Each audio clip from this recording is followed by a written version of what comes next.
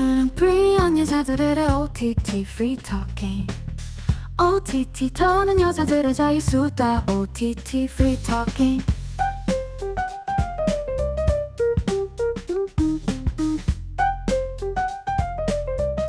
안녕하세요. 하와이 이모 체리복주입니다. OTT 프리토킹 제38회 시작합니다. 예, 오늘 다룰 작품이 소년의 시간인데요. 오늘 모신 분은 소년의 시간 3화 브라이어리 상담사 선생님과 같이 강직하고 자신이 하는 일에 진지하게 임하는 분입니다. 스미리 인사해 주세요. 네, 안녕하세요. 스밀입니다. 네. 오랜만에 뵈요. 올해 처음 녹음하거든요. 그렇죠. 네. 저희가 5월 오늘 2일인데 예, 여러 가지 나라도 시끄럽고 개인사도 네. 시끄러워서 네. 오랜만에 뵙는데요.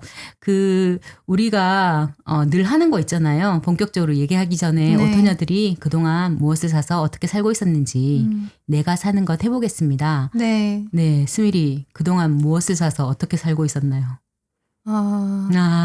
그냥 바로 어제 산 거를 얘기를 네, 하겠습니다. 네. 어제 집에 가다가 횡단보도 앞에 그 수산물을 이제 파시는 아저씨가 계세요. 근데 제가 몇 번 뵀었거든요. 근데 한겨울에도 나오시고 사계절 늘 나와서 노상에서 그걸 하시는 분인데 트럭 같은 거. 트럭도 아니고 그냥 박스 몇 개 갖고 와서 파시는 거예요. 그래서 네.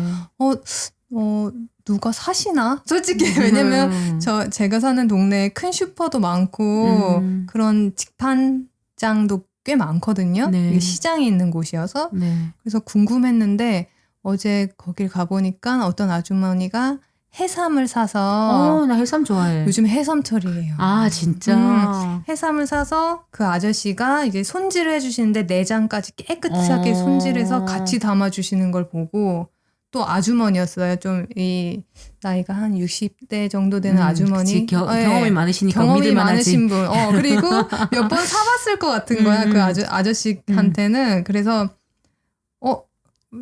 괜찮을 것 같다. 저기 물건 하고 마침 바지락을 살라 그랬는데 바지락을 팔고 계셨고 해감도 다 돼 있고 얘네들이 싱싱해서 입을 다 내밀고 있었어. 입이라고 하나요? 살이 다 이렇게 나와 있었거든요. 네네, 뭔 줄 알겠어요. 혀를 내밀고 있었다. 네, 혀 입에 있으니까. 네네. 네.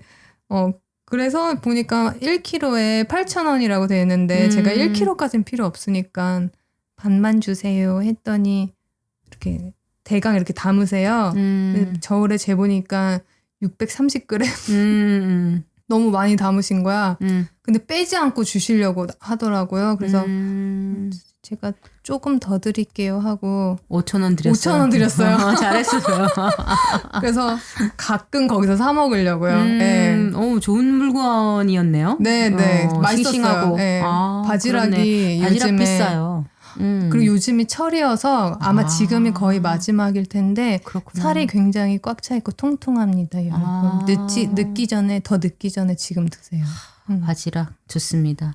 네, 저는 그제 4월 30일이 문화의 날이라서 영화를 봤어요. 네, 좋았겠다. 네, 매월 마지막 주 수요일에 5시부터 9시 사이에 하는 영화가 반값? 7,000원. 그러니까 반값일 거예요. 아마 7,000원에 볼 수 있어서 뭐 겸사겸사 마블 영화를 좋아하는 박풀 고갱과 함께 썬더볼츠를 봤거든요. 네. 알아요? 몰라요. 그게 뭐지? 모르고 있었어. 거기 마블 영화가 마블 또 영화가 개봉했군요. 또 개봉을 했고 갑자기 그 스칼렛 요한슨이 했던 역할이 생각이 안 나네. 이름이 뭐죠? 이름? 블랙 위도우입니다. 그 플로렌스 퓨라는 그 배우가 좋아해요. 예, 네. 주연이거든요. 그래서 정말 매력적인 배우고 연기도 잘하시니까 마블 영화 좋아하시는 분들은 재밌게 보시기 바랍니다. 그리고 뭐 이게 사실 그 문화의 날에 연극 전시나 뭐 다른 문화시설도 할인이나 무료로 이용할 수 있다고 하니까 많이 제가 무슨 서울시에서 나온 것 같네요. 서울시가 아닌가? 여튼 예, 그러면 본격적으로 소년의 시간으로 고고고.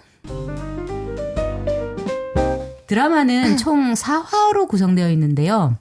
1화가 꼭두 새벽입니다. 루크 형사와 미사 형사를 주축으로 한 영국 경찰이 어느 집을 급습하는 걸로 시작합니다. 검거를 막 하러 들어가는데 그 대상이 딱 봐도 너무 연약하고 왜소한 13살짜리 소년 제임이었는데요. 살인 혐의로 체포된 겁니다. 근데 저는 어땠어요? 저는 사실 소년이 너무 무해하게 보이니까 경찰이 저렇게 특공대까지 침투시켜서 저렇게 네. 할 일인가. 굉장히 놀랬고 너무 놀랬죠. 네. 저는 일단 이 드라마의 장르가 뭔지 너무 궁금했어요. 아. 첫 장면부터. 네. 일단 그 포스터 자체는 주로 그 네. 제이미를 이렇게 그 줌해서 얼굴이 크게 나온 포스터나 아니면은 책상에 나란히 제이미랑 심리 분석가 그러니까 같이 앉아 있는 모습이나 아니면 아버지랑 제이미가 이렇게 교차되는 포스터 이런 게 있는데 사실 그 상황을 상상하기 어렵거든요. 그리고 제이미가 계속 나오니까 무슨 제이미가 뭐 희대의 천재 살인마라든가 살인에 대해서는 알고 있었어요? 살인 아니 왜냐면 살인 혐의로 체포하는 거 아니었나요? 맞아요. 체포하는 건데 저는 사실 그것도 모르고 봐서 처음에 살인 혐의로 체포한다고 하길래 뭔가 잘못됐다. 네, 그 뭔가 범죄를 저지른 아이인데 뭔가 그 어른들을 다 속여먹는 정말 머리가 너무 좋거나 아니면 무슨 컴퓨터를 잘 이용하거나 그런 캐릭터겠지. 왜냐면 아이가 지금 최리복주 얘기한 것처럼 굉장히 왜소하고 어리잖아요. 그래서 상상할 수 있는 그 범죄자의 캐릭터랑 그런 것밖에 없는 거예요, 저한테. 그렇지. 왜냐면 의외의 어떤 외모를 가지고 있었으니까 네. 그렇게 생각했구나. 네, 그래서 그 첫 장면에서도 좀 제가 상상하는 그 정도의 스토리가 나오겠거니 했거든요. 근데 전혀 약간 아니더라고요. 섬뜩한 어떤 네, 그 약간 비사회적인 사이코패스의 얘기인가. 범죄 스릴러. 그렇게 약간 했구나. 공포가 곁들인. 네. 여러분 아시겠지만 지금 저희가 벌써 스포일러를 얘기를 했는데 근데 여기 아버지 역을 맡은 스티븐 글레이엄이라는 배우가 이 드라마의 각본을 공동으로 쓰신 분이라고 하더라고요. 네. 근데 그때 그 스티븐이 이 주인공을 캐스팅할 때 그 조건은 극도로 순진하고 연약하고 겁에 질려 보이는 남자애가 캐스팅 됐으면 좋겠다라고 생각을 했대요. 그래서 그렇게 생각한 이유는 시청자들이 드라마를 보면서 저게 나일 수도 있겠구나. 혹은 저런 일이 우리한테도 일어날 수 있겠구나. 라는 거를 느꼈으면 좋겠다고 생각을 했다고 하더라고요. 그래서 정말 캐스팅을 너무 잘한 거죠. 네. 그리고 이 배우가 이번에 데뷔작이라고 하는데 연기도 맞아요. 굉장히 잘했거든요. 네, 맞아요. 연기를 너무 잘했고 나중에 3화를 얘기하겠지만 3화부터 먼저 찍었다고 해요. 그래요? 네. 근데 3화에서 저희는 이렇게 어려웠을 것 같은데 그런데 감독이 뭐를 얘기해줘도 애가 잘 알아듣는 것 같지 않게 느껴지더래요. 그 미덥지 않았대요. 제가 연기를 잘할 수 있을까. 근데 슛이 들어가니까 너무 잘해서 너무 깜짝 놀랐다고 하니까 정말 너무 연기를 잘했고 캐스팅도 너무 잘했고 그리고 솔직히 제가 좀 고백을 하자면 저는 4화가 될 때까지 마지막 순간까지 얘가 아닐 거라고 정말요? 네, 정말. 왜냐면 이럴 리가 없어. 나는 뭔가 잘못됐을 거야. 착오가 있을 거야. 뭔가 있을 거야. 계속 이게 아까 무슨 장르인지 모르겠다고 했잖아요. 나는 이렇게 뭔가 반전이 있고 이럴 거라고 생각했거든요. 계속, 제가 좀 그렇게 한 사람한테 뭔가 꽂히면 좀 판단을 못 하더라고요. 그래서 그러니까 그 아이한테 홀딱 넘어갔거나 뭔가. 홀딱 넘어갔지. 저는 저렇게 생긴 애가 저런 태도를 가진 애가 그럴 리가 없다. 왜냐하면 첫 장면에서 얘가 오줌을 싸거든요. 네. 그리고 그 방 자체가 어린이 누가 봐도 어린아이의 방이에요. 맞아요. 그러니까, 우주 이불에다가 그 푸르스름한 뭐 벽지에다가 맞아.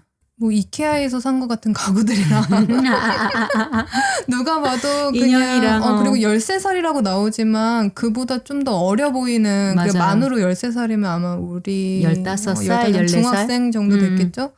근데 이 배우 오원 쿠퍼라는 배우가 굉장히 아까 얘기한 것처럼 또래보다 좀 좀 작은 것 같아요. 그죠? 작아요. 예. 지금 많이 컸더라고요. 아 그래요? 또. 역시 지금은 애들은 금방 약간 상남자 스타일로 정말? 컸더라고.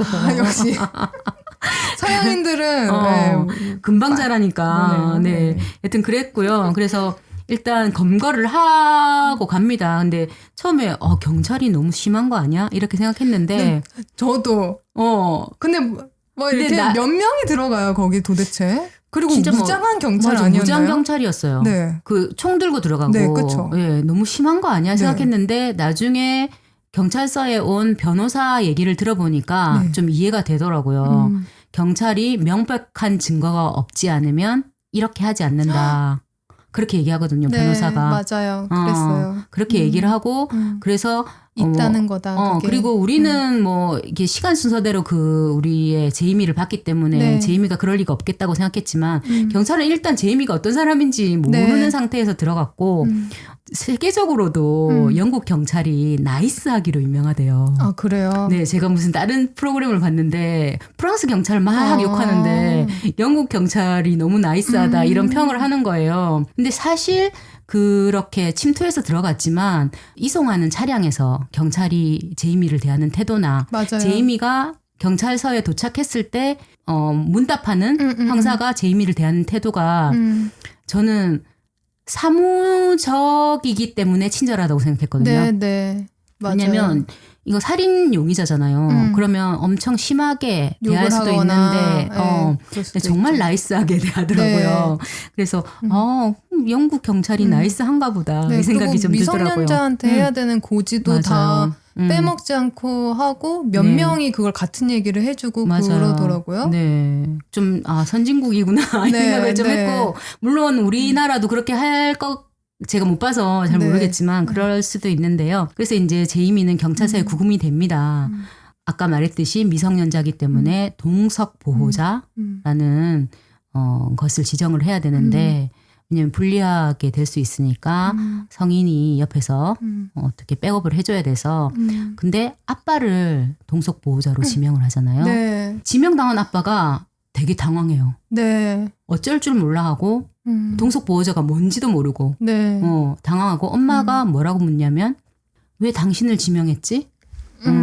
이제 엄마가 그렇게 묻는 거는 평소에 가족의 어떤 삶을 살 때 자기가 느끼기에 자기랑 더 가깝다고 생각을 했기 때문에 네. 나는 그런 대사를 했을 거라고 생각하는데 여튼 네. 아빠를 동석 보호자로 네. 제이미는 지목을 하죠. 네. 그리고 경찰이 무료 변호사를 소개해 줍니다. 네. 네. 그래서 뭐 가족 변호사 있냐 그랬더니 가족 변호사 없다. 그런 네. 집안은 아니야. 가족 네. 변호사 있는 네. 집안은 아니야. 그랬을 때 난 또 재밌었던 게 그러면 우리가 무료로 변호사를 소개해 줄 수 있다. 그랬더니 공짜 중에 좋은 게 있나요? 라고 묻더라고. 근데 설명해 주잖아. 설명해 주잖아. 그 질문에도 굉장히 친절하게 제 경험상 네. 아주 유능한 변호사들입니다. 네. 라고 대답을 하더라고요. 네. 그래서 정말 이거 되게 괜찮은데? 이런 생각이 들었어. 영국 괜찮다. 영국 괜찮다. 다시 봐야 되겠다. 이 생각을 좀 했었어요. 그래서 그리고 실제로 그 나온 변호사가 굉장히 신뢰감 있는 모습으로 나오지 않나요? 맞아요. 젊고 일단 젊고 등발이 좋더라고. 등발 좋고 옷도 잘 차려 입었어. 맞아. 변호사답게. 예의 바르고 네. 이분이 진짜 또 나이스하더라고. 네, 나이스했어.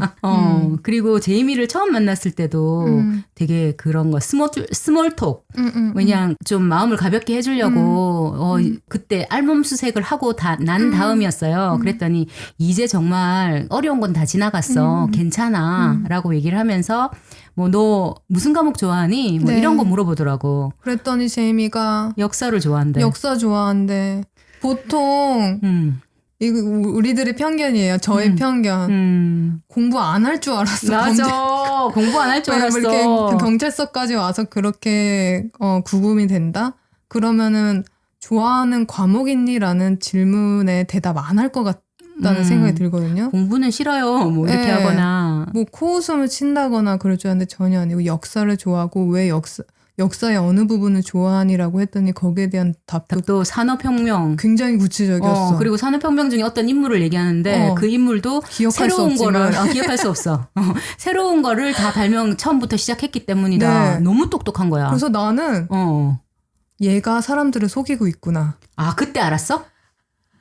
그러니까 그게 아니고 그러니까 그런 장르가 아니고 그런 장르가 아니고 아까 내가 처음 얘기했던 희대의 천재여서 뭔가 다른 일을 꾸미고 있다 얘가. 여기 비록 이렇게 와 있지만 뭔가 다른 사연이 있다? 다른 사연이나 다른 더 큰 범죄나 이런 거를 그래? 앞으로 더 꾸밀 거다. 그러니까 그 연쇄살인을 계획을 하고 있다거나 이런 게 있어서. 선생님 그래도 범죄자로 봤네? 저는 범죄자로 봤어요. 아, 네. 나는 이때도 그렇게 생각했지. 역사를 좋아하는 애가 범죄를 저질렀을 리 없어.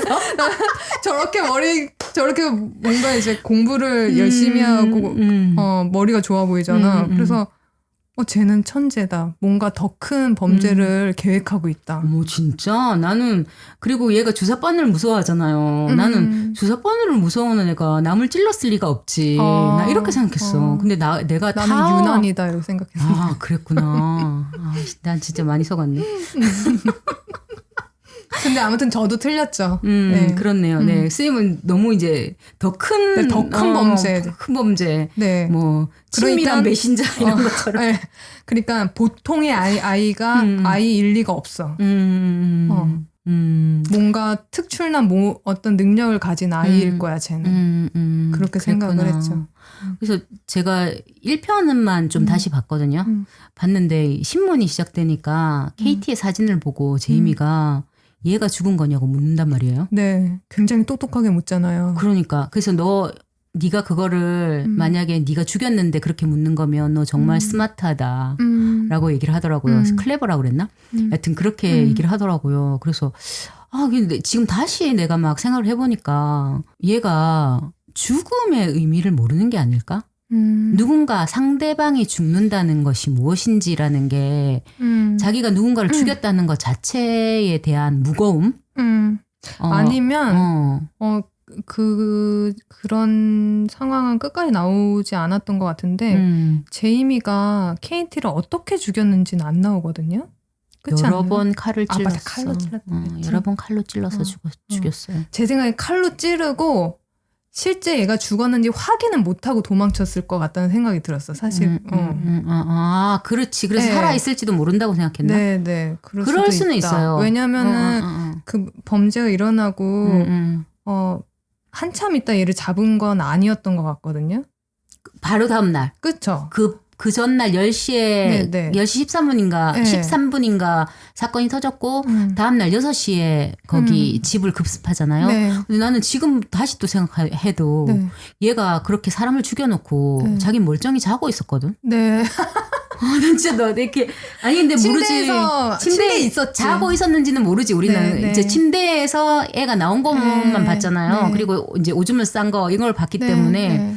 그래서 나는 얘가 뭔가 이게 뭐 사이코패스 이렇게까지는 생각하고 싶진 않고 모른다. 뭔가 이 무게를 모른다. 네. 이런 진짜 아무것도 모르는구나. 이 중대성을 몰라. 뭐 중대성을 몰라. 네. 이게 나중에 3화에서도 얘기를 하거든요. 네. 왜 그런 거 물어보세요라고 하면서 KT가 죽었다는 거. 그래서 그 3화에서 나중에 지금 하죠 뭐. 3화에서 상담사가 너는 죽는 게 어떤 건지 몰라? 그 애의 미래와 앞으로 할 수 있는 잠재력까지 다 빼앗은 거야. 라고 얘기를 하더라고요. 그래서 잘 모르나? 생각이 좀 들더라고요. 경찰은 계속 아빠를 좀 의심하잖아요. 폭력적인 아빠일 거라고. 보통은 폭력이 대물림되니까 네. 아빠한테 혹시 매 맞는 아이였나? 이런 거를 의심하잖아요. 근데 아빠는 그런 아빠는 아니었어요. 네. 그런 아빠는 아니었고 이제 2화로 이제 여기서 신문하는 걸로 여기서 참 마지막 장면 마지막 장면 CCTV 가슴이 무너져 내리는 아버지랑 같이 동석하에 그 경찰이 갖고 온 그 증거 영상을 함께 보죠. 그 CCTV를 영상. 주차장에서 CCTV 영상. 근데 아버지가 끝까지 믿었다가 영상을 눈으로 보고. 확인하니까 그 무너지는 그 연기. 너무 잘하죠, 연기를. 네. 그분이 작가세요. 너무. 정말 작가고 제작자라면서요. 제작자. 네. 와, 너무 연기를 잘하고. 정말 잘하고.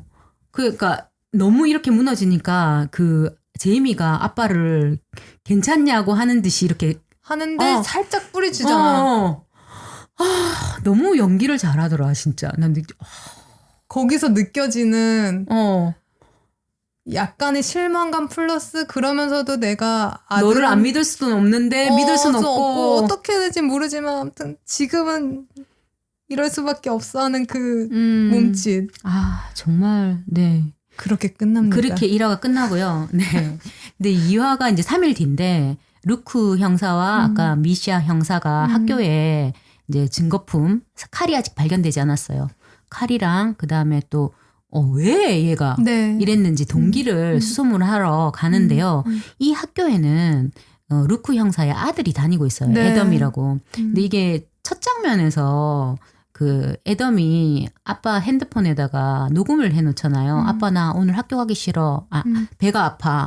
엄마한테 좀 말 좀 해줘. 나 학교 오늘 못 가게. 뭐 이렇게 약간 학교 가기 싫은 어떤 그런 거를 티를 내는데 알고 보니까 학교에서 보니까 이게 조금 그 괴롭힘 당하고 있었잖아요. 막 사람들이 네. 쓰레기를 얘한테 다 네. 버리라고 한다든지 네. 이러고 있는 약간 학교에서 어떤 잘 나가는 사람이 아니라 어떻게 보면 그런 거 뭐라고 찌질이라고 하나? 뭐라고 하노? 그간에 그런 사람, 그런 학생이었지. 근데 아이는 보니까 찌질하지가 않아. 너무 훌륭해. 아이가 준수해.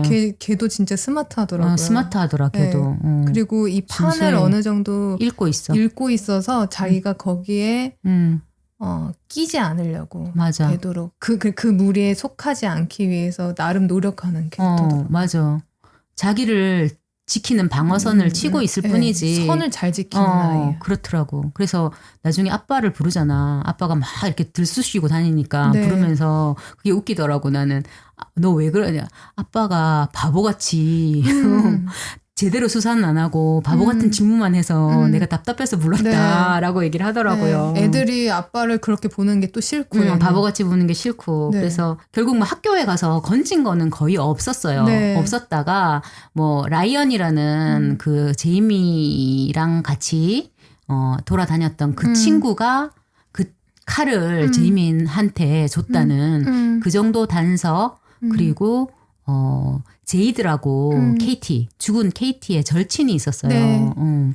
절친이 라이언을 패잖아요. 네, 갑자기 패죠. 이렇게 네가 죽였잖아, 이러면서. 네, 갑자기 화재 경보벨이 울려서 다 같이 어디에 모여 있는데 그때도 뭐 이렇게 선생님들은 뭐 줄 서라 뭐라 이렇게 소리는 지르지만 사실 아이들이 선생님 말 잘 듣지 않고 오히려 이런 좀 일상에서 벗어난 순간을 약간 만끽하고 있는 중에 생각이 없더라고, 생각 없고 애들이. 재밌지 이런 상황이 살인 사건 일어났다 그러고 경찰 맞아. 와 있고 화재 경보 나서 우리 수업 안 해도 되고 그러니까 정말 아무 생각. 근데 사실은 나도 그랬을 것 같아. 나도 어릴 그랬을 때. 것 같아. 왜냐면 지루하거든 맞아. 학교가. 아무 생각이 없는 건 맞는데 그냥 사실 그게 현실이기도 하고 네. 뭐 그런 것 같아요. 그래서 그러던 중에 제이드가 갑자기 어떤 애를 주먹으로 그게 라이언이었어요. 가격을 하죠. 네. 네. 그래서 그 제이드가 케이티의 절친이었고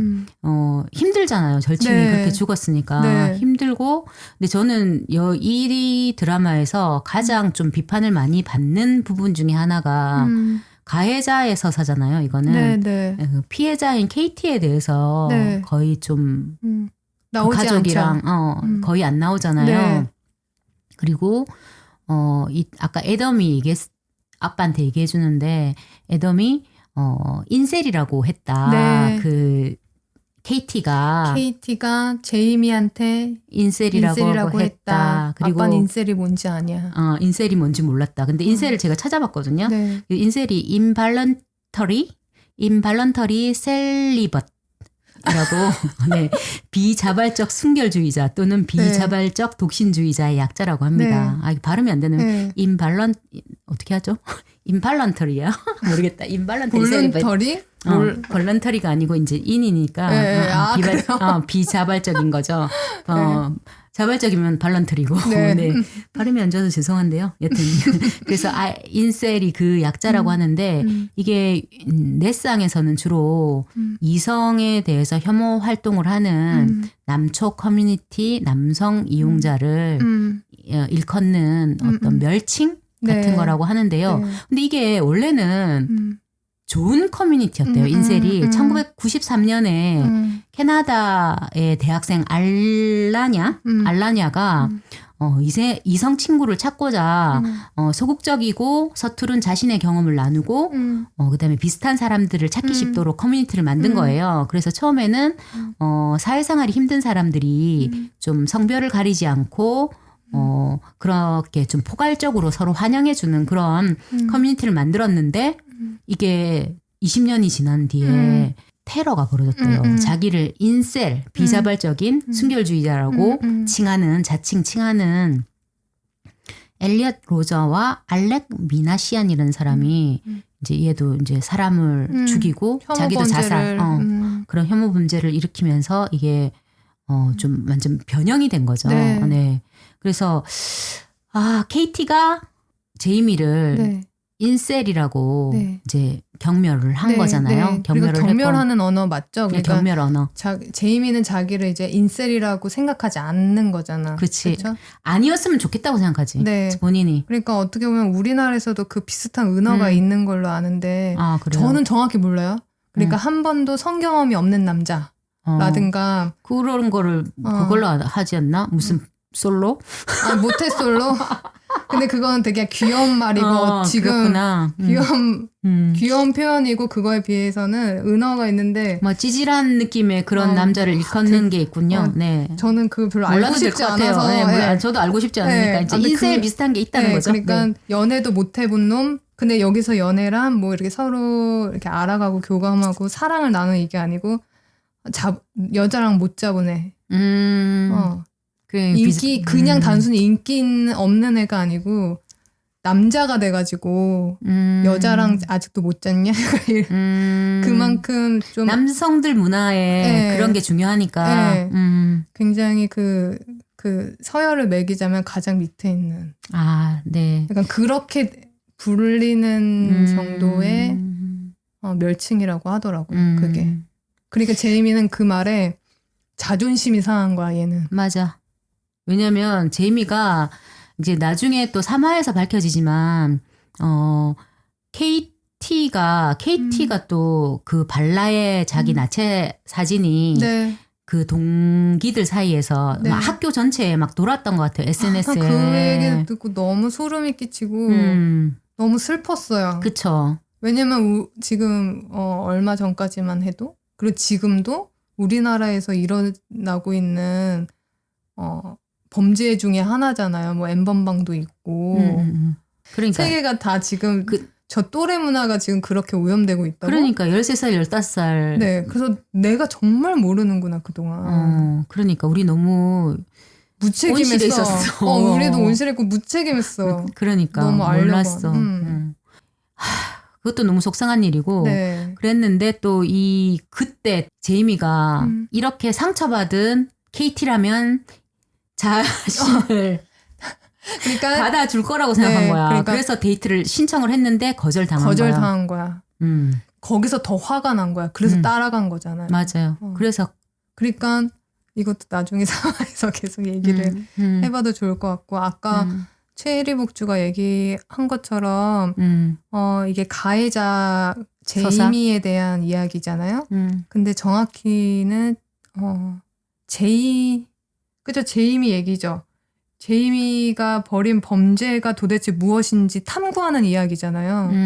네, 모르는 우리들이 왜 어떻게 이렇게 됐는지 그 동기가 뭐고 그 동기가 생기게 된 그 문화적 배경이 뭐고 지금 이 이 소년들이 어떤 시간을 살아가고 있는지 탐구하는 드라마인데 여기에 KT는 사진으로밖에 안 나와. 맞아요. 그래서 그렇게 그 가해자 서사를 이야기하는 거 아니냐라는 것도 있지만 사실 우리가 흔히 얘기하는 가해자 서사를 이야기하는 이유는 그 죄에 대한 그 무게를 덜기 위해서 어떤 이유, 합당한 이유라든가 이 아이가 어떤 그런 스토리텔링이 있죠. 이건 뭐 그 아이만 잘못한 게 아니고 뭐 우리 모두의 잘못이야 하면서 그 아이의 죄를 오히려 조금은 이렇게 덮어주려고 하는 의도가 보일 때 그런 이야기를 하는 거잖아요. 근데 그렇게 쓰인 것 같지는 않고 맞아요. 네. 그리고 그렇게 쓰인 건 아니에요. 네. 우리가 이거를 계속 이 가해자 서사를 알 필요도 없다라는 얘기를 하면 할수록 왜 그 범죄가 일어났는지에 대해서 알려고 안 하는 것 같다라는 문제도 있는 것 같아요. 그래요. 맞아요. 네. 분명히 뭔가 동기가 있고 그거는 이제 사회적으로 모두가 알아야 될 필요도 있을 텐데 이 드라마에서 중요한 주제인 그 대상자가 우리일 수도 있고 가족일 수도 있고 그게 우리 사회가 지금 겪고 있는 어떤 문제임을 정확히 알아야 되는데 계속 가해자 서사라고만 하는 식을 얘기하면은 네. 문제의 본질을 놓칠 수도 있겠다. 네, 이 드라마는 그 소년 제이미를 이해하기 위한 드라마가 아니에요. 네. 그죠? 네. 왜 저 친구가 저런 일을 저질렀는지 그 사람을 위로하거나 이해하려고 하는 드라마가 아니라 왜 이런 일들이 벌어지는가라는 그런 것을 얘기하고 싶어서 만든 드라마 같고 그리고 나중에 알고 보니까 이것도 저도 이렇게 찾아보면서 인터뷰를 봤는데 감독이 이거를 일부러 의도했다고 봐야 되는지 아니면 그렇게 좋게 해석하는 건지 몰라도 보통 이런 범죄가 일어나면 사람들은 케이티한테 관심 없다. 결국엔 제이미 이야기만 남는다. 라는 거를 또 자각하게 하는 것도 있고. 맞아. 그 형사가 그 얘기를 해요. 네. 미사 형사가 학교에 왔을 때 너무 짜증난다. 케이티에 대해서는 아무도 관심이 없다. 그 얘기를 한번 하거든요. 그래서 네. 우리도 이제 드라마 끝까지 그거를 모르다가 나중에 깨닫죠. 케이티는? 이렇게 깨닫게 되죠. 그래서 약간 저는 만약에 다룰 거면 제이드 친구 있잖아요. 절친이나 이런 친구들을 통해서 한번 약간 근데 이제 4화라서 짧고 또 이 영화가 실시간처럼 가는 진행시키는 거라서 이미 죽은 KT를 다룰 수는 없기 때문에 KT의 친구나 KT의 가족을 통해서 KT를 다룰 수는 있을 것 같긴 한데 네네. 그래서 좀 뭐, 그것으로 비판하는 사람이 있긴 한데, 저는 뭐, 지금으로서도 뭐, 제이미를 막, 옹호하는 건 아니니까, 네. 그래서 그 감독 얘기가 대신 다른 장치가 있다. 그거 아직 못 들어보셨나? 이 4화에 걸쳐서 나오는 허밍 음악이 있어요. 네네, 거기에 KT 목소리가 네, 그게 있다고 KT 하더라고. 목소리라고 하더라고요. 그 노래를 허밍을 한 게 KT라고. 네, 그래서 KT가 네. 이 이야기 전반에 계속 있긴 있었구나. 저는 또 제가 되게 나도 한편으로는 참 부족하다고 생각한 게 KT가 제이미한테 인셀이라고 했다 그랬잖아요. 네네. 그리고 뭐 제이미가 올린 그 인스타 게시물에도 네네. 뭐 어떤 표시를 보내고 15개. 네. 그래서 나는 이 KT가 제이미를 괴롭혔다고 생각했어. 그렇게 얘기를 해요. 그 애덤도 KT가 제이미를 괴롭혔다고 생각하는데 그것 때문에 사람을 죽이는 건 안 되잖아요. 그렇죠. 안 되고. 네, 근데 그리고 약간 거기에 마음을 제이미한테 조금 줄 뻔했어. 제이미가 그랬구나. 너무 괴롭힘을 당해서 어떤 그 우발적으로라도 이 범죄를 저질렀겠네. 근데 거기서 제가 놓친 것은 사실 여러 아이들이 괴롭혔던 것 같은데 그쵸, 제이미를 맞아요. 근데 특히 KT라는 그 여자 아이가 감히 맞아요. 그래서 뭐 그런 어떤 인셀이라는 말을 했거나 인스타에 그 악성 댓글을 했기 때문에 KT를 죽인 건 아닌 것 같고 결국은 자신을 안 받아줘서 죽인 것 같거든요. 그래서 막 저는 황지우 시인의 시가 생각나더라고요. 네. 성요한병원이라는 시인데 첫 구절이 이렇거든요. 결국 사람이란 자기를 알아달라는 건데 그렇지 못하니까 미쳐버린 거다. 이 전체적인 시가 뭐 길진 않지만 다 읽어봐도 약간 이게 인정 욕구라는 게 무서운 거구나. 네. 그래서 보면 우리 제이미가 아빠한테 인정받기를 원해요. 네. 심리적이나 물리적으로도 엄마랑 더 가까우면서도 그래서 계속 얘가 얘기하는 게 아빠 불러주세요. 네. 아빠 불러주세요. 그리고 아빠한테 나 괜찮다고 얘기해 주세요. 계속 네. 아빠 하거든요. 네, 네. 그래서 약간 그런 동경하는 어떤 남성성을 가진 존재죠, 아빠가. 그렇죠. 아빠가 다부진 몸에 네. 다부지고 약간 남성성이 네. 있는 아버지였고 그래서 그 인정받고 싶어하는 욕구가 강했던 것 같고요. 그리고 이제 그렇게 이제 2화는 그렇게 끝나요. 네. 근데 마지막에 케이티의 친구인 제이드가 길을 건너가면 씩씩거리면서 이렇게 막 건너가잖아요. 그러면 카메라가 이제 위로 확 올라가면서 드론샷이 되면서 막 이렇게 동네를 막 네. 배회하고 하다가 어느 곳에 가요. 그게 이제 케이트가 죽은 네. 스폿이잖아요. 네. 그래서 거기 이제 사람들이 꽃다발을 막 놓고 있어요. 거기 이제 아빠도 와서 꽃다발을 놓는 거를 마지막 장면으로 네. 2화가 끝나죠. 네. 그때 나온 음악이 뭐라고요? 그때 나온 음악이 어린이 합창단이 스팅의 프리즐을 부르는데 저는 그게 굉장히 좀 음산하고 공포스러웠거든요. 그래서 여전히 뭔가 더 큰 공포가 숨어있다. 막 혼자서 상상의 나래를. 아닌 것 같기도 한데. 왜냐면 이미 인셀이 나왔고, 그러니까 이 어른들은 모르는 그 10대 소년, 소녀들 문화에서 이뤄지는 그 룰 같은 게 있는 거잖아요. 규칙 같은 게 이 친구들을 지배하고 있고, 그게 잘못됐는지 잘 됐는지 판단할 겨를 없이 아이들이 이미 거기 젖어 있고, 정말 큰일이 이렇게 이미 일어났으니까 아닐 텐데, 저도 그 음악 듣고 너무 공포스러운 거야. 네. 그래서 저는 사실 저도 그랬지만 어릴수록 나이가 어릴수록 그게 뭐 비하하는 이런 말이 아니라 세상을 받아들일 때 좀 편협하게 받아들이는 네. 경우가 많은 것 같아요. 네. 만약에 뭐 A가 있으면 A-가 없는 것처럼 B가 없는 것처럼 이렇게 받아들이는 네. 경우가 많은 것 같아요. 그래서 그리고 현재 아니, 지금 우리 문명의 청소년들이 그런 상황에 처해 있는 것 같아요.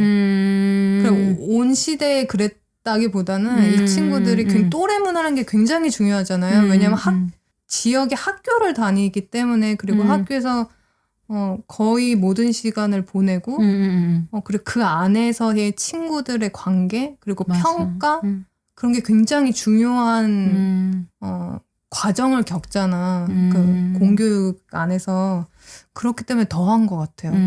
그렇기 때문에 그 안에서 통용되는 어떤 규칙이나 문화나 그런 서열 같은 거에 아무래도 내 의지만으로는 벗어나기 힘들고 거기에 어느 정도 녹아 있어야지 같이 어울릴 수 있는 거잖아요. 왕따가 되지 않고. 그런 면에서 애덤은 어느 정도는 그걸 알고 있지만 거기에 들어가 있지 않아서 이 친구가 왕따를 당하고 있는 것 같았거든요. 그렇죠. 약간 이 제임이랑 좀 다른 맞아요. 다른 결이에요. 이거 또 그리고 얘는 조금 나이가 2학년이 더 높은 학년이라 조금 더 성숙한 것 같고 내가 인싸라고 하죠. 인싸에 안 들어가도 된다라는 거를 그 문화에 내가 굳이 속할 필요 없어. 근데 인식하고 있어. 제이미는 인싸가 되고 싶었어요. 네. 인기 있는 남자애가 되고 싶고 자기가 케이티랑 연애해서 그거를 취하고 싶었지. 그런 자리를. 맞아요. 나도 연애해봤다. 이런 거를. 그래서 그 제이미랑 같이 붙어 다녔던 라이언이라는 친구가 루크 형사한테 학교 다닐 때 인기 많았죠.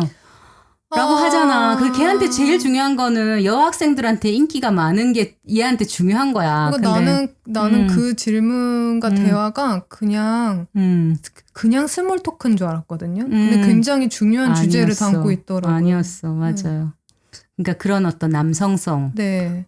루크 형사 딱 봐도 남성성이 막 엄청 멋있잖아요. 멋있고 근육 있고. 네. 그리고 아마 경찰이라는 지위가 맞아. 그 영국이나 뭐 미국 이런 나라에서는 굉장히 맞아요. 높은 지위잖아요. 아이들의 꿈이라면서. 네.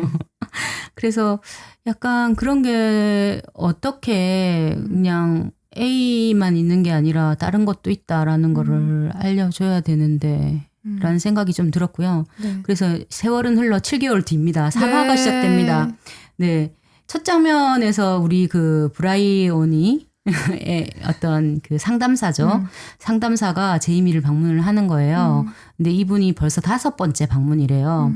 그런데 다른 심리학자는 3번 방문하고 보고서를 끝냈대요. 네. 그리고 그 보고서 보겠냐고 막 그 경찰이 필요 없다고. 네. 나는 편견을 가지면 안 된다고. 네. 그건 알고 싶지도 않다고 얘기를 하는데 저는 이 처음에 경찰이랑 이 브라이언이가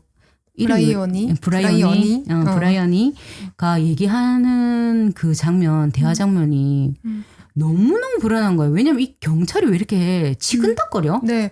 그렇게 느꼈어? 그 사람이 경찰 공무원은 맞는 거죠? 그 쌤도 그렇게 느꼈어? 난 너무 치근덕거리는 거야. 추행한다고 생각했어요, 나는. 난 너무 싫은 거야. 희롱한다고 생각했어. 그래서 막 되게 끈적하고 막 너무 뭐지 이거? 왜 이렇게 사람 불안하게 하지? 막 내가 너한테 이렇게 친절을 베풀고 있는데 이것도 안 받아줄 거야 계속? 약간 이런 느낌. 그래서 너무 싫었어요. 그 경찰이. 네. 그래서 그것도 다 고도의 계산이었던 거야. 그러니까 이 남성성이 얼마나 이렇게 사회에 만연해서 각 세대별로 그거를 너무 여전히 실천하고 있는지 보여주잖아요. 그리고 제가 아까도 고백했지만 4화까지 저는 제이미의 결백함을 믿었잖아. 근데 3화에서 막 미치겠는 거야. 제이미 왜 저래?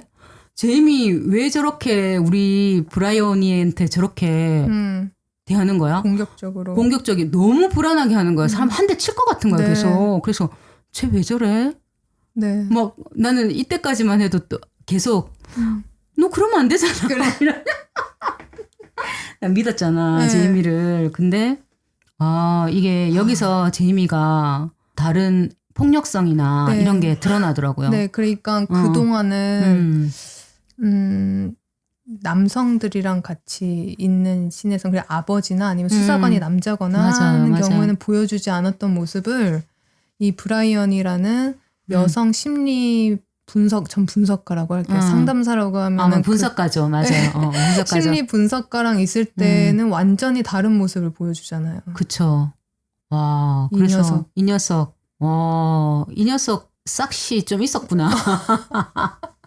이런 생각이 좀 들었고, 그래서 저는 약간 막 그 3화는 정말 너무너무 연출을 잘했고, 너무너무 연기를 잘했고, 이 3화를 제일 먼저 찍었다는 것도 놀랍고, 네. 대사도 너무, 좋았다고 하기. 저는 전문적이었어요. 네, 전문적이었고, 그러니까 이 이 심리분석가가 하는, 질문이 과연 뭘 끌어내려고 하는 걸까? 저도 굉장히 궁금했고 계속 들으면서 맞아요.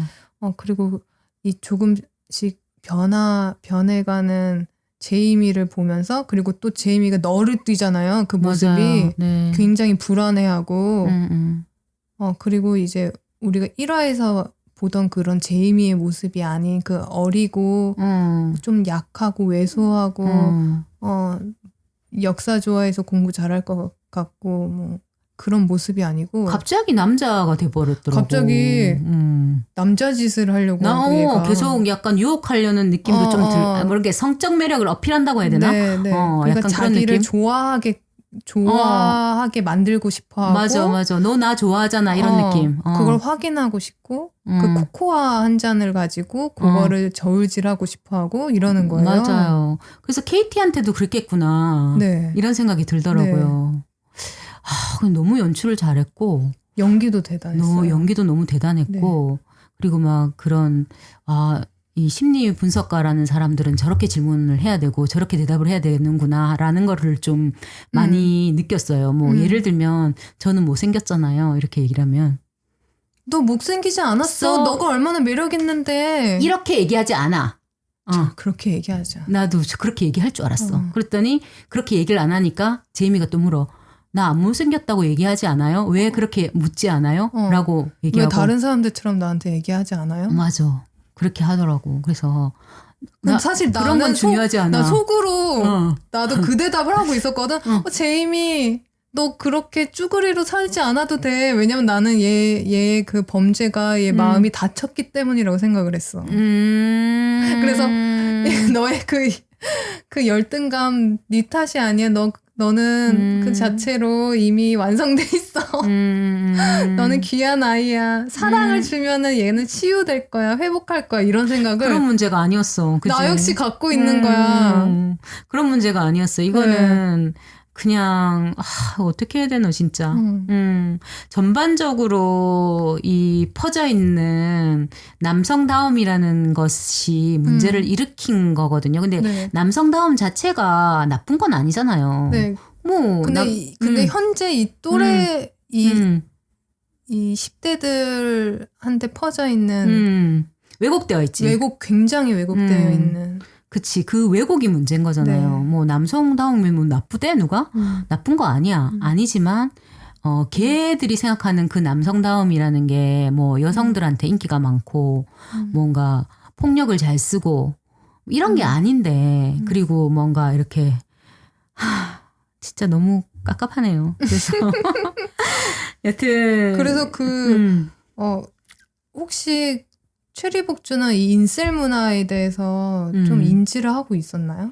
전 몰랐어요. 전혀 한국에서 우리 주변에 여성 혐오 범죄 이런 것은 저희도 뭐 접하니까 강남역 뭐 있고 이러니까 그랬는데 또래 집단이 아니지 이런 청소년 10대들한테까지 그런 여성 혐오나 이런 게 있다고는 몰랐고 저는 그거를 알고 있었어. 알고 있었어.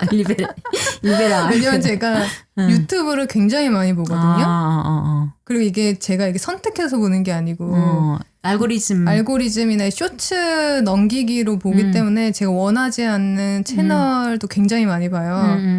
근데 굉장히 많은 유튜버들이 그 유튜브 주제 중에 그냥 친구들이랑 농담 따먹기 하고 약간 그런 채널들이 있어요. 그러니까 여자는 여자다움으로 그런 채널을 운영하고 남자는 남자다움으로 그런 채널을 운영하고 그러는데 거기서 쓰는 그런 말이나 나누는 대화나 이런 것들이 그래서 그런 걸 많이 봤거든요.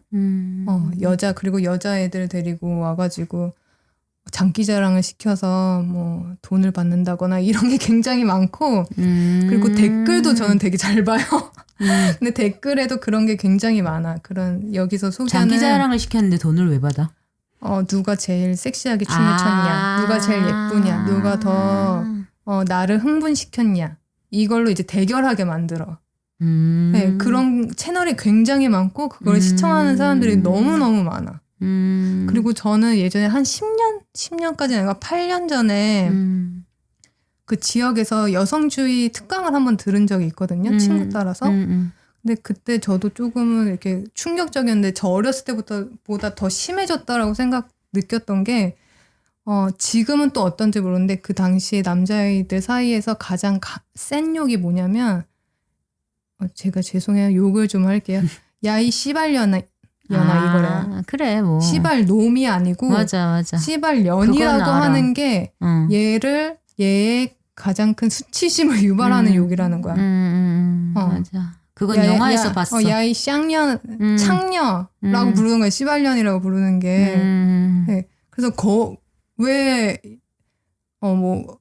왜 창녀라고 부르는 게 가장 큰 욕일까요? 하면서 그 선생님이 얘기해 준 것들이 있었거든요. 네, 그래서 저는 좀 알고 있었어요. 이게 우리 사회에 굉장히 큰 문제고 제가 몇 번 이렇게 뭐 다른 활동을 하면서 만났던 그 청소년 남자 아이들도 그런 욕을 좀 많이 쓰고 그리고 여가부 폐지라든가 맞아. 당시에 박근혜가 대통령이었는데 박근혜 대통령에 대한 욕을 여성과 관련한 욕으로 빗대서 한다거나 이런 거를 듣고 어떻게 해야 될지 모르겠더라고요. 왜냐면 저 역시 뭔가 공포감을 느끼는 거예요. 그 아이들이 그렇게 하는 거에 대해서. 그러네요. 그래서 브라이언이하고 제임이랑 이렇게 단둘이 남아서 서로 대화하는 그 씬에서 사실 네. 대화라기보다는 수사에 가깝지만 그 씬에서 저는 좀 무서웠어. 아, 나도. 제이미가 나를 사냥감으로 보는 것 같아서 맞아. 나 역시 얼더라고요. 나도. 그래서 되게 그 3화는 엄청 긴장하면서 봤고, 이 내가 연약하고 순수한 소년이라고 생각했던 제이미가 아니었구나. 뭔가 다른 게 있구나라는 걸 느꼈고, 제가 4화까지 또 계속 얘의 결백함을 생각했기 때문에 그러면 뭔가 엄청난 다른 반전이 있을 거다. 얘를 저렇게까지 분노하게 한 반전이 있을 거라고 나는 생각을 했는데 그거가 아니었고 정말 우리 사회에 만연한 왜곡된 남성성이 문제였던 거예요. 그리고 그게 굉장히 10대 그리고 어쩌면 20대까지도 그 문화를 굉장히 깊게 장악하고 있고 맞아요. 이 이성에 대한 그 왜곡된 시각 그게 굉장히 많은 범죄를 일으킬 수 있구나. 그리고 이미 범죄가 일어나고 있고 사회적으로 중요하게 다뤄지는 문제 중에 하나구나. 맞아. 이미 우리 사회도 그런 일이 많았는데 중요하게 다루지 않았잖아요. 맞아요. 이미 사건이 워낙 크고 피해자가 많았기 때문에 좀 보도가 많이 됐을 뿐이지 사회적 문제라고는 말하지 않잖아요. 그걸 아직은. 어떤 특정인의 어떤 뭐 정신병력이나 아니면 어떤 아니면 정말 개인사나 뭐 엠번방에 무슨 박사 뭐 조모 씨 뭐 걔가 아주 뭐 극악무도한 나쁜 놈이어서 나쁜 놈이어가지고 그런 일이 벌어진 것 같이만 얘기를 하지 어떤 이게 반페미니즘적인 이제 상황 그런 문제다라는 거는 입 밖으로 꺼내지도 않잖아요. 그게 오히려 갈등이 된다고. 그러니까 그래서 이 드라마가 이렇게 나약하고 연약해 보이는 소년이 저지른 이 범죄를 이렇게 드러냄으로써 이것이 어떤 뭐 힘세고 폭력적이고 뭔가 사악하고 이런 어떤 사람이 저지르는 어떤 범죄가 아니라 누구든 이런 일을 겪을 수 있고 이게 좀 엄청난 문제이다라는 것을 좀 잘 얘기한 드라마인 것 같고요. 세월은 흘러서 13개월 후가 됩니다. 저 그 전에 한 번 궁금한 게 그 3화의 마지막에 제이미가 막 폭주를 하다가 끌려 나갔나요? 네, 끌려 나갔어요. 끌려 나가니까 브라이언이가 혼자 남았을 때 그제서야 좀 긴장을 풀고 눈물을 흘리잖아요. 맞아요. 그 눈물의 의미가 뭐라고 생각하셨어요? 추리복주는? 저도 같은 감정인지 모르겠는데 저도 그때 눈물이 났거든요. 그때만 해도 제이미가 또 뭔가 다른 결백이 있을 거다라고 생각을 했기 때문에 그런 브라이언이가 좀 충격을 받은 거는 맞는 것 같아요. 그래서 충격을 받았다 정도만 생각해서 근데 지금 생각하니까 그 내가 생각했던 다시 4화까지 끝까지 보고 나서 브라이언이가 느꼈던 걸 다 생각해 보면 엄청난 폭력을 당한 거예요. 그 브라이언이가 왜냐면 이 애가 갖고 있는 그런 폭력성을 확인을 한 거예요. 네. 자기가 원래는 뭐 얘한테 마시멜로도 챙겨주고, 코코아 왜냐면 뭐 라포도 형성해야 되니까 코코아 마시멜로도 챙겨주고 샌드위치도 자기 먹던 남은 거 준단 말이에요. 그랬기 때문에 얘가 어떤 그래도 무해한 인간이라고 생각을 했는데.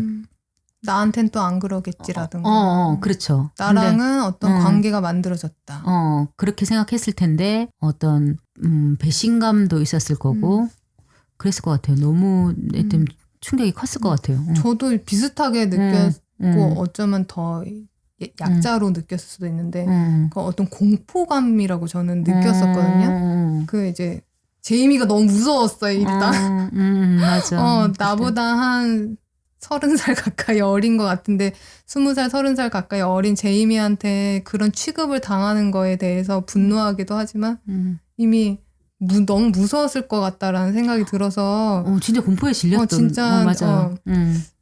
그래서 눈물이 날 것 같다라고 전 생각을 했는데 제가 이 드라마를 보고 다른 특강을 또 들었을 때 그분은 또 다르게 얘기하시더라고요. 어떡해요? 그래서 전문가로서 확인한 이런 문제 상황에 대해서 처참하게 느껴서 어떤 이 상황을 인식한 거에 대한 처참함 플러스 어떤 전문가로서의 어떤 책임감 막 그런 게 부담감 이런 게 몰려와서 울었을 거다. 멋지네요.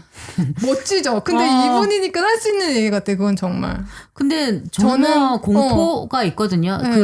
아무리 근데 이게 내가 지금 나이가 몇 살이야. 엄청난 나이가 많은데도 불구하고 그런 어떤 남자 아이 그리고 어떤 남자 아이가 아니지 또 남자가 물리적인 어떤 폭력 같은 거가 무섭단 말이에요. 소리만 질러도 무섭고 이런 게 있거든요. 그거는 진짜 태생적으로 약간 그런 게 있거든요. 그래서 사회에서도 보면 아빠가 제이미를 때리진 않았지만 위협하건 하진 않았지만 아빠가 욱하는 성질이 있단 말이야. 그러니까 사람을 불안하게 하거든요. 욱하는 성질 같은 거는. 진짜 무섭단 말이에요. 그래서 딸하고 엄마하고 어쩔 줄을 몰라하잖아. 아빠가 그렇게 하니까. 근데 그렇지. 무서울 수 있지. 그게 나한테 그렇게 큰 소리 지르고 화내면 무서움 느낄 수 있지. 나는 만약에 그분은 정말 멋진 거고 그런 멋진 건데 나는 또 속상해서도 울었을 거라고 생각해요. 내가 저 새끼한테 그래서 내가 저 새끼한테 내가 겁을 낸 내가 싫어서도 좀 울지 않았을까? 눈물이 나지 않았을까? 내가 이러면서 막 나는 이렇게 사실 나약하죠. 나약한데 근데 막 그거를 뭐 인정하고 싶지 않아서 그런 게 아니라 이게 그런 구조상이라고 해야 되나? 신체적 구조도 있고 뭐 여러 가지 사실 나는 사화에서도 왜 남자들은 저렇게 화를 잘 내지? 왜 화를 참지 않지? 이런 생각을 좀 했거든요. 네. 사실은 이제 사화로 넘어가면. 13개월 후인데요. 이제 남은 그 일상에 남은 가해자 가족의 얘기잖아요. 근데 이제 주로 아버지 중심으로 돌아가요. 아버지 생일이에요. 아버지 생일이어서 아버지 기분 좋게 하려고 엄마도 노력하고 딸도 노력하고 아빠도 노력해. 좋은 사람이야. 괜찮은 사람이야. 괜찮은 사람이야. 네, 좋은 사람이에요. 심지어 어릴 때 아버지한테 혁대로 맞았어. 근데 자기는 절대로 저런 아빠가 되지 않겠다고 결심한 사람이야. 그래서 정말 그런 사람이 안 됐어. 안 됐고 좋은 사람인데. 그런데 근데 거기서도 슬픈 일이긴 한데 이 남성의 모습이란 게 한편으로는 굳어진 거잖아요. 그쵸. 이게 그럼 왜 남자는 보고 왜 배웠어. 그럼 왜 남자는 왜 저렇게 욱하고 왜 저렇게 소리 지르고 이러냐라는 우리들 생각 자체도 우리 문화에 그런 게 너무 많았기 때문에 굳혀진 건데 사실 아닐 수 있는 거잖아요. 맞아요. 예를 들어서 뭐 이것도 제가 그 특강에서 얘기를 비교를 해서 이야기하길래 하고 알게 된 건데 그 루크 경위 같은 경우도 아버지거든요. 루크 경위도 아버지고 에디도 아버지예요. 맞아요. 근데 루크 경위의 아들도 문제 상황을 겪고 있어. 맞아. 근데 2화에서 거의 끝 무렵에 루크 경위는 감자튀김 먹으러 가자고 서로 하지. 돌아가지 않고 사무실로 다시 안 가고 여기서 바로 퇴근할게 하면서 아들이랑 같이 아들을 기다렸다가 저녁을 먹으러 가요. 그리고 뭐 먹을래? 그랬더니 감자튀김 먹는다고. 감자튀김 아니었어? 뭐 중국 요리 같은 거 아, 아니야? 근데 이제 무슨 감자튀김을 중국집에서 먹냐? 이랬더니, 아, 그런 거. 아빠는 뭘 잘 모르시네요. 그 집 감자튀김이 제일 맛있어요. 라고 했어.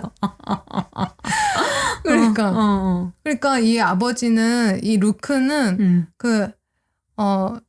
이 에디랑 다르게 나는 어떤 아빠가 되지 않을 거야 라기보다는 아담한테 물어보고 아담이랑 시간을 보내려고 하는 아빠인 거야. 근데 그 아빠도 처음부터 그랬던 건 아니고. 아닌데, 그러니까 그 변한 걸 보여준 거야. 이화를 통해서 변화를 했어. 네. 심각성을 한 거지. 맞아. 그래서 그 상황을 알고 나서 변하고자 한 모습이 얘에 대해서 더 알아야지. 맞아. 변한 거잖아요. 근데 맞아요. 에디는 안 그랬던 것 같아. 그치. 네, 에디가 그 3화에서 제이미가 브라이언이랑 뭐 얘기할 때 아버지에 대해서 어릴 때 이야기 에피소드를 좀 얘기를 하는데 맞아요. 뭐 축구? 축구 할 때 뭐 아버지가 나한테 굉장히 실망하는 모습을 봤었다. 근데 그게 이 아이한테 어떤 큰 사건이었나 보죠. 아버지에 대해서 계속 인정받고 싶어하고 그런 거가 만들어진 동기이기도 하고 그 일이. 근데 달랐던 거지. 이 에디도 애를 썼어. 나는 적어도 허리띠로 아들을 패는 아빠가 되지 않기 위해서 굉장히 애쓰고 자상하게 하잖아요. 그리고 자수성가했잖아. 그 청소일 하면서. 배강공. 배강공인가요? 배강공입니다. 기술자입니다. 플럼버.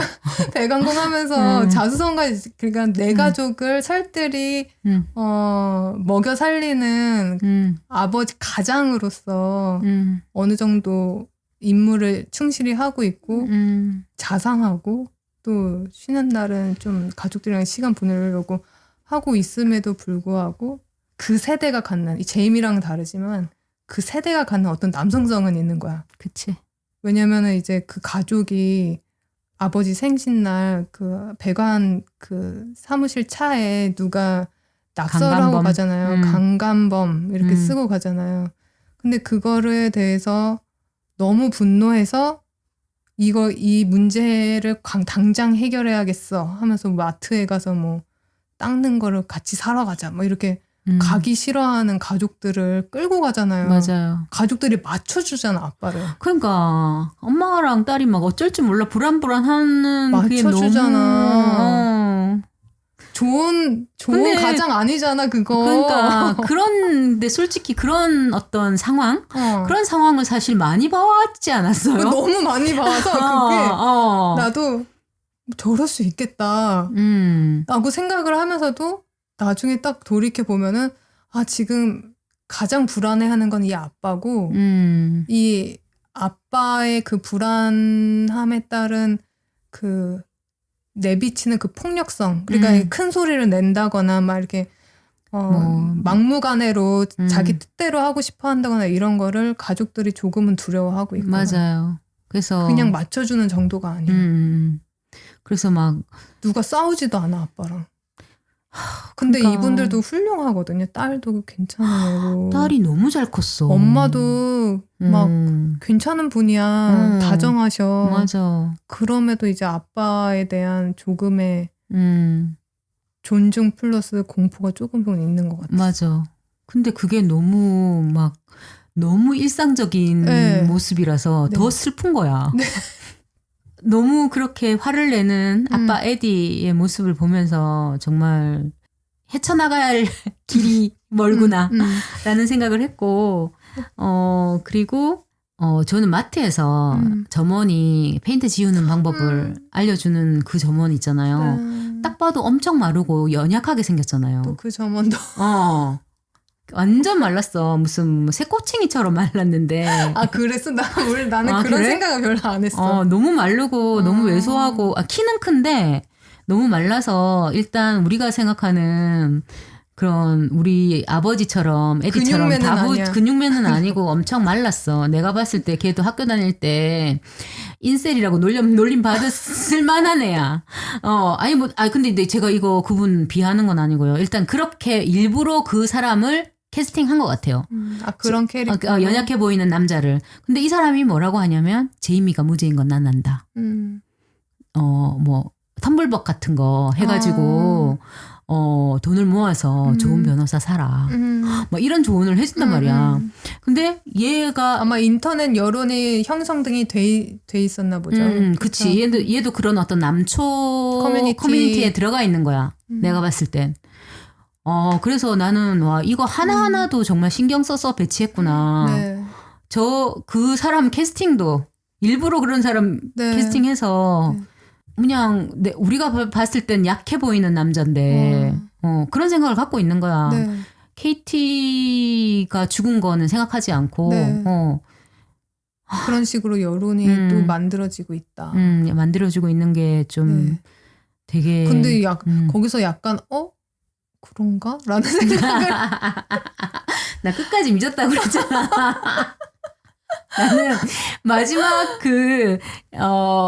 집으로 가는 길에 에디한테 전화가 오잖아요. 제이미한테서. 네. 제이미가 아빠. 스피커폰으로 듣는데 아빠 나 유죄를 인정할까봐 라고 하잖아요. 그래서 너 그래도 되나? 내가 약간 이 생각까지 했어. 그러다가 이제 영화가 끝나고 나서야 내가 이제 한 대 얻어맞은 거야. 제이미가 죽인 거 맞네? 막 이러면서. 나는 제이미가 안 죽였기를 바랬고, 안 죽였고, 뭔가 다른 음모가 있을 것이다. 다른 거로 막 혼자서 상상을 한 건데, 제이미가 죽인 게 맞고, 그렇다면 제이미는 정말, 와, 어떻게 하냐, 얘를. 어떻게 해야 되나. 뭐 이 생각이 좀 너무 심적으로 힘들더라고요. 네. 또 그 이야기를 가족이 다 같이 한 차에서 듣잖아. 스피커폰으로 듣잖아요. 서로 위로하잖아. 그건 참 보기 좋았어요. 그 순간은. 아빠가 뭐 딸은 막 또 화내거나 그러지 않고 또 기꺼이 위로받는 약한 모습을 보이고 이거 좋았어요. 그 장면. 그 아빠가 뭐 어떻게 보면 좋은 아빠는 아니지만 나쁜 아빠도 아니잖아요. 근데 꽤 좋은 아빠인 편이야. 그러니까. 그 정도면. 그래서 이 아빠는 혼자서 CCTV를 다른 사람은 못 봤잖아요. 엄마랑 딸은 그 CCTV를 못 봤어. 제이미가 KT를 찌르는 장면을 못 봤는데 아빠만 봤어. 아빠는 그 장면을 보고 자기 아들이 안 그랬다고 말하기는 힘들어. 아빠는 이전부터 유죄라고 알고 있었어. 내 아들이 죄를 지었다라는 걸 알고 있었는데 근데 그거를 차마 인정하기가 힘들었지 않았을까? 이런 생각이 좀 들었어요. 아휴, 제가 진짜 그 살인의 추억 보면서도 저는 박해일이 범인이 아닐 거라고 계속 제가 좀 문제가 크네요. 그래서 뭐 되게 좋은 드라마를 소개해줘서 감사하고요. 잘 봤고요.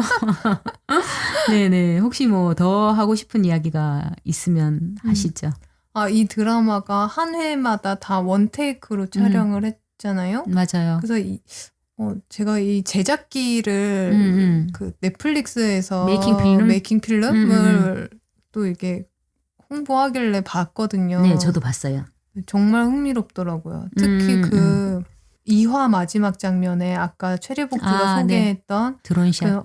제이드가 씩씩거리면서 길을 걷고 이 횡단보도를 건널 때쯤에 맨가 언젠가 아무튼 같이 건너나요? 아무튼 그러다가 어느 순간 이 카메라가 하늘을 날잖아. 근데 그 장면이 이제 메이킹에 들어있더라고요. 정말 물 흐르듯이 이렇게 자연스럽게 이렇게 드론을 이렇게 딱 꽂더라고. 그래서 그런 원테이크 기법이 이 드라마 전체의 몰입감을 더 주기도 하고 한편의 연극 같다라는 생각이 맞아요. 연극같이 네. 갔던 것 같아요. 굉장히 그리고 배우들의 그 숨소리까지 다 느껴질 만큼 생동감이 있었고 그 하루에 2번씩 10테이크를 갔다고 하더라고요. 그런데 감독이 좀 원했던 거는 그런 연기나 이런 것들이 배우들의 몸에 좀 새겨지기를 원했다라고 하더라고요. 그래서 리허설하고 그다음에 촬영 리허설하고 또 이제 정식 슛하고 이렇게 했다고 하고요. 저는 좀 신기했던 게 제가 찾아봤거든요. 네. 다른 완전 다른 얘기인데 영국이 교복을 저렇게 입나 우리나라처럼 생각을 했거든요. 네. 근데 그래서 검색을 해봤더니 법적으로 교복 착용을 해야 되는 건 아닌데 네. 유치원 때부터 90% 정도가 교복을 입는데요. 근데 교복이 엄청 싸대요. 네. 그래서 뭐 그 바지 2개에 15,000원. 쌤 그거 아세요? 뭐 우리나라 교복 무료예요. 우린 무료야? 네. 그렇게 언제부터? 변했더라고. 언제부터? 몰랐지. 좋네. 저도 우리나라. 얼마 전에 알았어요. 훌륭하네 우리나라. 저 어릴 때만 해도 이게 라떼는 말이라기보다는 그냥 세상이 좋아졌다라는 얘기를 하려고 하는 건데 저희 때도 교복이 너무 비싸서 거의 양장점에서 옷 한 벌 맞추는 식으로의 엄청 비쌌지. 돈을 지불을 난 안 입었는데. 지불을 해야 했고 그렇게 실제로 업체에서 와서 사이즈를 재갖고 가요. 근데 안 맞아. 왜? 옷을 조금씩 더 큰 걸 갖고 와서 아. 입어도 예쁘지 않은 교복이 왔었거든요. 근데 엄청 비싸고 그리고 이제 기본으로 뭐 자켓 하나, 조끼 하나, 치마 하나에 30만 원 하지 않았어요? 40만 원 했어요. 웬일이야. 네, 그 브라우스 셔츠 근데 지금은 무료야? 네.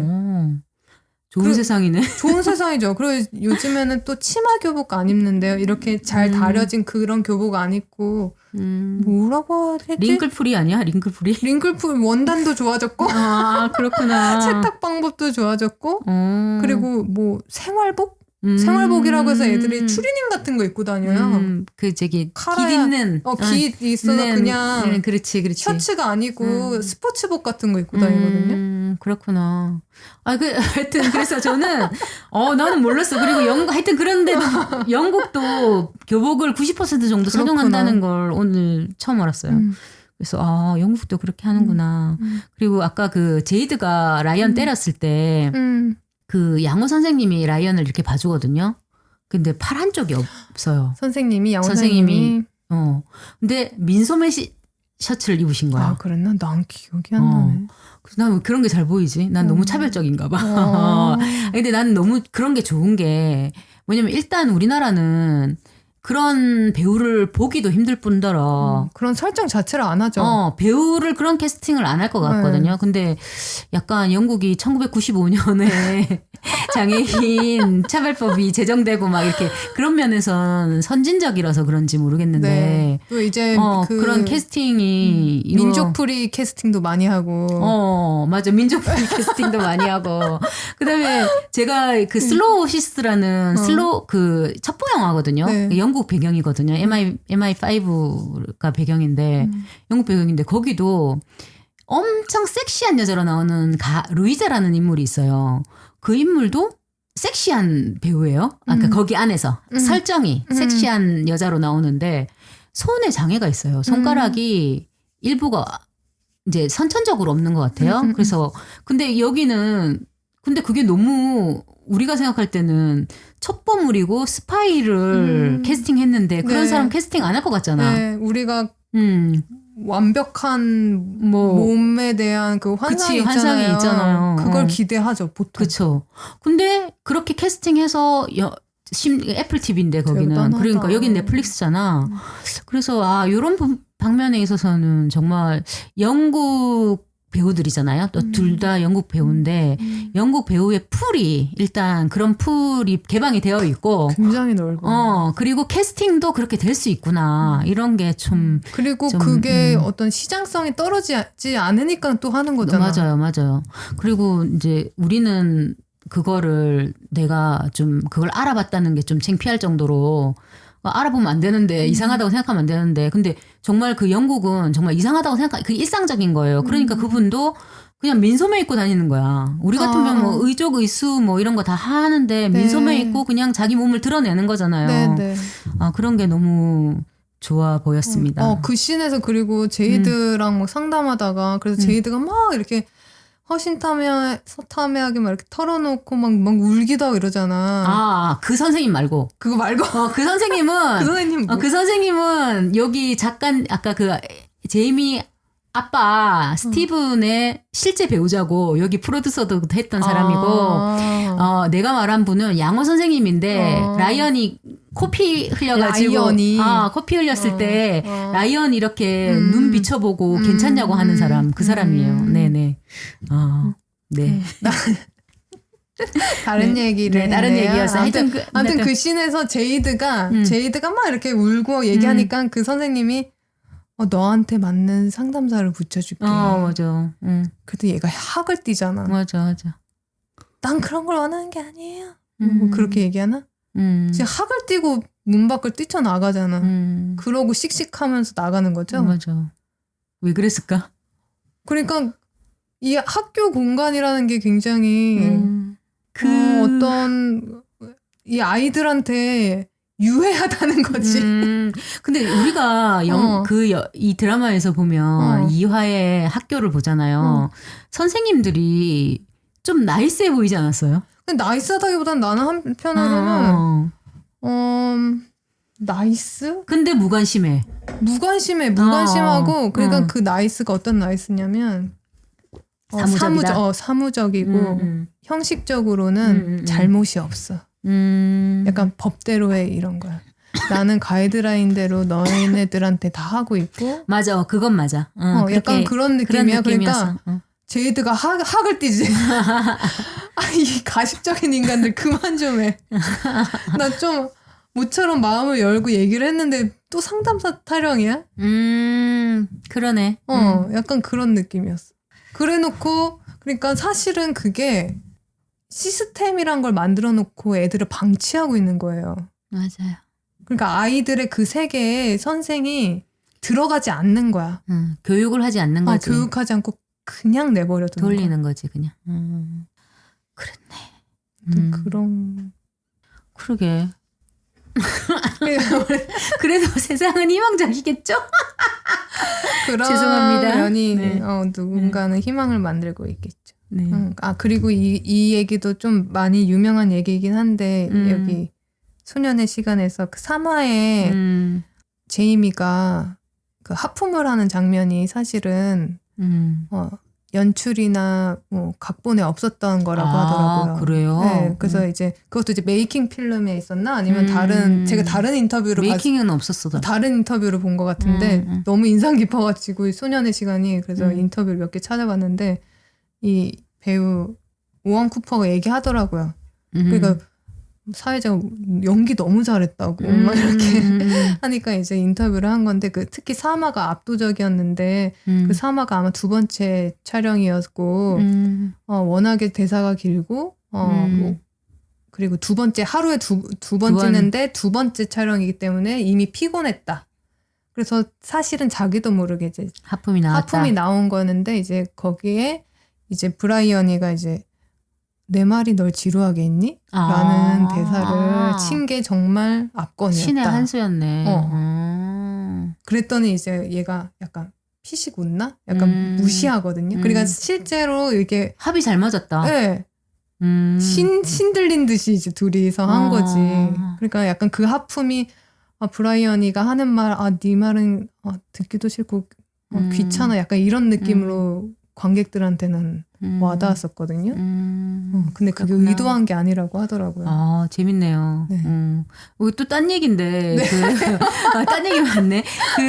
영국은 언어로 그 사람의 계층을 알 수가 있대요. 그래서 제이미가 브레언이한테 너 상류층 출신이지 그런 단어는 상류층만 쓴다 뭐 이런 얘기를 하더라고요.